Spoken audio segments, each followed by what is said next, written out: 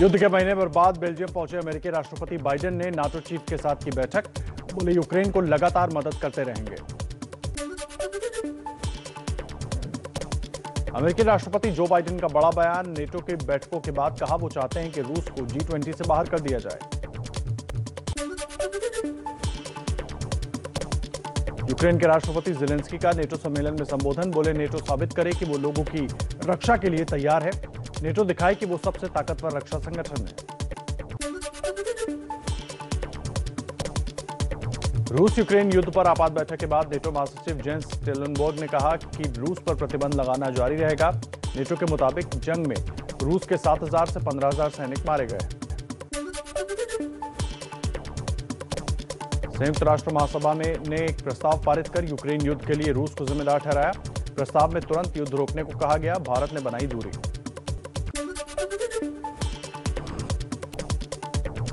Ukraine में जारी जंग के बीच लिथुआनिया, लातविया और एस्टोनिया के संसदों के प्रमुख कीव पहुंचे। यूक्रेन के राष्ट्रपति ज़ेलेंस्की से मुलाकात की। यूक्रेन और रूस के बीच युद्ध का आज तीसरा दिन। कीव समेत कई शहरों में रूस के हमले जारी। यूक्रेन के 1 लाख शरणार्थियों को शरण देगा अमेरिका। यूक्रेन की मीडिया का दावा, अमेरिकी वॉलंटियर्स यूक्रेन की तरफ से लड़ रहे हैं। कीव में रूसी सेना पर हमले के बाद स्वयंसेवकों ने वीडियो जारी किया। क्या शुरू हो गई है इमरान खान की उल्टी गिनती? सुबह पाकिस्तान की संसद में पेश होगा इमरान सरकार के खिलाफ अविश्वास प्रस्ताव। 28 मार्च को वोटिंग संभव। पाकिस्तान के गृह मंत्री शेख रशीद का बयान। कहा पाकिस्तान में जल्द हो सकते हैं चुनाव। गृह मंत्री ने पार्टी के बागियों को दी चेतावनी। पाला बदलना ठीक नहीं होगा। अविश्वास प्रस्ताव से पहले पाकिस्तान के पीएम इमरान खान ने फिर भरी हुंकार। इमरान खान ने 27 मार्च को होने वाले शक्ति मार्च में जनता से जुड़ने के लिए कहा। इमरान खान के खिलाफ अविश्वास प्रस्ताव पर वोटिंग से पहले पीएमएलएन का शक्ति प्रदर्शन। आज शुरू होगा पार्टी का लॉन्ग मार्च। उत्तर प्रदेश में लगातार दूसरी बार मुख्यमंत्री पद की शपथ लेंगे योगी आदित्यनाथ। आज शाम 4 बजे लखनऊ के कान्हा स्टेडियम में होगा शपथ ग्रहण समारोह का भव्य आयोजन।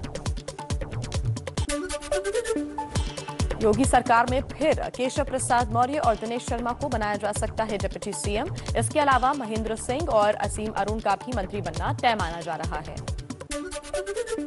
सूत्रों के अनुसार योगी आदित्यनाथ के साथ 46 मंत्री ले सकते हैं शपथ। 7 महिलाएं भी मंत्री बनाई जा सकती हैं। युवा चेहरों को दी जाएगी तरजीह। लखनऊ के कान्हा स्टेडियम में होने वाले भव्य समारोह में प्रधानमंत्री नरेंद्र मोदी के अलावा बीजेपी शासित राज्यों के सीएम, डिप्टी सीएम, उद्योगपति, संत भी पहुंचेंगे। योगी की ताजपोशी में बिहार के सीएम नीतीश कुमार भी जाएंगे। 3 दिन पहले खुद सीएम योगी ने दिया नीतीश को न्योता। बिहार के दोनों डिप्टी सीएम भी शपथ ग्रहण समारोह में होंगे शामिल। योगी के शपथ ग्रहण में विपक्ष के नेताओं को भी न्योता। योगी ने फोन कर अखिलेश, मुलायम सिंह यादव और मायावती को समारोह में आने का न्योता दिया। योगी के शपथ ग्रहण के लिए पूरे लखनऊ को सजाया गया है। लखनऊ एयरपोर्ट से लेकर कान्हा स्टेडियम की तरफ जाने वाले रास्ते को पोस्टर और होर्डिंग से पाट दिया गया है। लखनऊ के अटल स्टेडियम में अभी से बीजेपी समर्थकों का जुटना शुरू हो चुका है। ढोल नगाड़े बजाकर मना रहे हैं जश्न। योगी के शपथ ग्रहण में शामिल होने मेरठ से 6 बसेस में भरकर कार्यकर्ता रवाना। उत्तर प्रदेश में नई सरकार के गठन से पहले प्रदेश भर में बड़ा आयोजन। राज्य के मंदिरों में होगा पूजा। सीएम योगी की शपथ में आने वाले अतिथियों को तोहफा देने की भी है तैयारी। अतिथियों को 6 किताबें भेंट की जाएंगी। विधायक दल का नेता चुने जाने के बाद योगी का संबोधन। कहा प्रधानमंत्री मोदी से सीखा सुशासन का मंत्र। तमाम दुष्प्रचार के बाद भी हम जीते। अब हमारे लिए परीक्षा की घड़ी है। यूपी को देश की नंबर 1 अर्थव्यवस्था बनाना है। उत्तर प्रदेश को देश की नंबर 1 अर्थव्यवस्था के रूप में स्थापित करने के आदरणीय प्रधानमंत्री जी के उस संकल्प के साथ जुड़ने का समय हमारे सामने है। गृह मंत्री अमित शाह ने योगी आदित्यनाथ की जमकर तारीफ की। कहा योगी के नेतृत्व में विकास का काम हुआ। अब यूपी में भय का माहौल खत्म।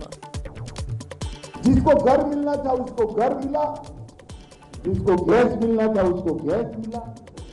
जिसके घर में बिजली पहुंचती थी वो 1,42,00,000 लोगों के घर में बिजली भी पहुंच गई। विधायक दल की बैठक से पहले गृह मंत्री अमित शाह और योगी ने लोक भवन में अटल बिहारी वाजपेयी की प्रतिमा पर माल्यार्पण किया। लोकसभा में आएगा दिल्ली की तीनों नगर निगमों को एक करने वाला बिल। केंद्रीय मंत्री अमित शाह पेश करेंगे विधेयक। पंजाब में राज्यसभा की 5 सीट पर निर्विरोध जीते आम आदमी पार्टी के उम्मीदवार क्रिकेटर हरभजन सिंह, अशोक मित्तल, संजीव अरोड़ा, संदीप पाठक और राघव चड्ढा बने सांसद। पंजाब के सीएम भगवंत मान ने दिल्ली में पीएम मोदी से मुलाकात की। कहा, पीएम ने राष्ट्रीय सुरक्षा पर दिया मदद का भरोसा। राज्य की आर्थिक स्थिति सुधारने के लिए 2 साल तक 50,000 करोड़ की वित्तीय मदद मांगी। 50,000 करोड़ पर ईयर कम से कम 2 साल के लिए अगर हमें एक पैकेज मिल जाए पंजाब के लिए। पीएम मोदी ने दिल्ली में सिख प्रतिनिधिमंडल से मुलाकात की। बैठक में किसान कल्याण, युवा सशक्तिकरण, नशा मुक्ति समाज और राष्ट्र शासक नीति समेत कई अहम मसलों पर हुई चर्चा। पंजाब में नई सरकार के गठन के बाद गृह मंत्री अमित शाह का पहला चंडीगढ़ दौरा। 27 मार्च को चंडीगढ़ जाएंगे अमित शाह।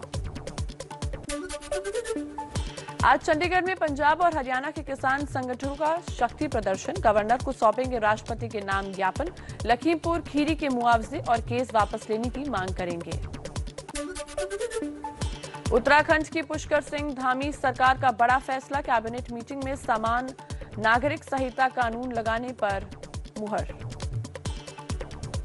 उत्तराखंड राज्य के अंदर एक ऐसा कानून होना चाहिए जो सभी के लिए समान हो।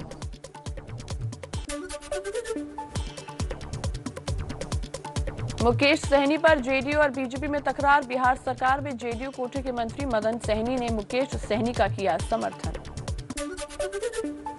बिहार में बीजेपी में गए विधायक राजू सिंह का बड़ा आरोप। कहा, VIP supremo Mukesh Sahni party को निजी कंपनी की तरह चला रहे थे। उनके साथ काम करना मुश्किल हो रहा था। मिशन गुजरात में जुटी कांग्रेस अध्यक्ष सोनिया गांधी। प्रदेश कांग्रेस कमेटी में 25 उपाध्यक्ष और 75 महासचिवों की नियुक्ति की। बीरभूम हिंसा पर आज आ सकता है कलकत्ता हाईकोर्ट का फैसला। कल कोर्ट ने सुनवाई के बाद आदेश सुरक्षित रखा। बंगाल के बीरभूम में हुई हिंसा के बाद एक्शन। तृणमूल का ब्लॉक अध्यक्ष अनारुल हुसैन गिरफ्तार। रामपुर हाट के एसडीपीओ को सस्पेंड किया गया। बीरभूम हिंसा में मारे गए 8 लोगों की पोस्टमार्टम रिपोर्ट आई। रिपोर्ट के मुताबिक सभी लोगों को जिंदा जलाने से पहले बुरी तरह पीटा गया था। बीरभूम हिंसा पर राष्ट्रीय मानवाधिकार आयोग ने संज्ञान लिया। जल्द एक टीम जाएगी रामपुर हाट। ममता सरकार को नोटिस जारी किया। बीजेपी की केंद्रीय टीम ने बीरभूम के रामपुर हाट में घटनास्थल का दौरा किया। लौटकर सौंपेंगे हिंसा पर रिपोर्ट। बीरभूम हिंसा के पीड़ितों से मिली सीएम ममता बनर्जी। मृतकों के परिजनों को 5-5 लाख मुआवजा और परिवार के एक सदस्य को नौकरी देने का ऐलान। बीजेपी प्रवक्ता संबित पात्रा ने प्रेस कॉन्फ्रेंस कर ममता सरकार पर बोला हमला। कहा, बेगुनाहों को जिंदा जलाया गया। ममता नहीं, निर्मम बनर्जी है। बीरभूम हिंसा को लेकर टीएमसी के सांसदों ने गृह मंत्री अमित शाह से मुलाकात की। टीएमसी ने राज्यपाल को बर्खास्त करने की मांग की। सुदीप बंदोपाध्याय की अगुवाई में मिला प्रतिनिधिमंडल। बीरभूम में हुई हिंसा पर पश्चिम बंगाल के राज्यपाल जगदीप धनखड़ का ममता सरकार पर निशाना। राज्यपाल ने कहा, बीरभूम में जो हुआ बेहद शर्मनाक है।